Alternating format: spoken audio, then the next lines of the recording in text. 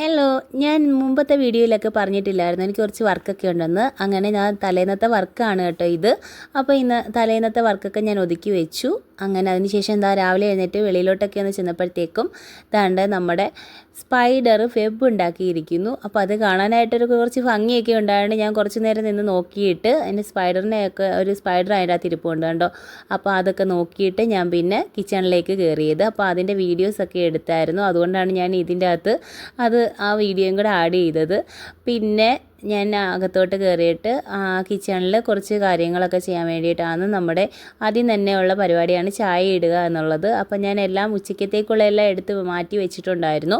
അങ്ങനെ ചായയൊക്കെ കുടിച്ചതിന് ശേഷം മോരിൽ കുറച്ച് ചെറിയ ഉള്ളിയൊക്കെ ഇട്ട് ഉപ്പൊക്കെ ഇട്ടിട്ട് അത് കലക്കി മാറ്റി വെച്ചു. അത് ഉച്ചക്കത്തേക്ക് കൊണ്ടുപോകാനായിട്ടുള്ളതാണ്. പിന്നെ നമ്മുടെ പുട്ടൊക്കെ ഒന്ന് വേവിച്ചെടുത്തു. പുട്ട് ആവി വന്നപ്പോഴത്തേക്ക് നമ്മുടെ പയറും കൂടെ വെന്ത് വന്നിട്ടുണ്ട്.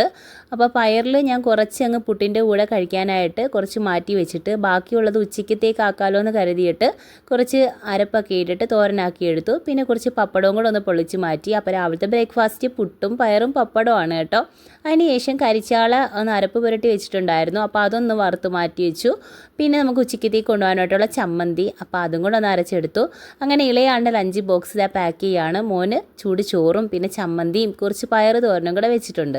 പിന്നെ ഇളയാൾ കുറച്ച് ചെറിയ കുഞ്ഞായതുകൊണ്ട് മോന് മുള്ളുള്ള മീൻ കഴിക്കത്തില്ല. അപ്പോൾ അതുകൊണ്ട് മുള്ളൊക്കെ പിച്ചിയിട്ട് വെച്ച് കൊടുത്തു. പിന്നെ സെപ്പറേറ്റ് ആയിട്ട് മോരും കൂടെ വെച്ച് കൊടുത്തിട്ടുണ്ട്. പിന്നെ എൻ്റെ ലഞ്ച് ബോക്സും ഇതെല്ലാം സെയിം തന്നെ വെച്ചിട്ട് പാക്ക് ചെയ്ത് വെക്കുകയാണ്.